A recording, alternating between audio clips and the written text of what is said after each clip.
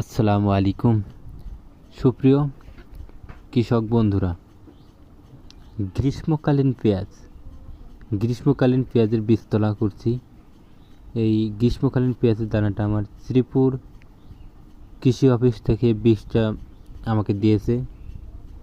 প্রতি বছরই আমার এই গ্রীষ্মকালীন পেঁয়াজের দানা এই বীজটা আমাদের মাঝে ফ্রি বিতরণ করে এবং অনেক কিছু দিয়ে সহযোগিতা করে।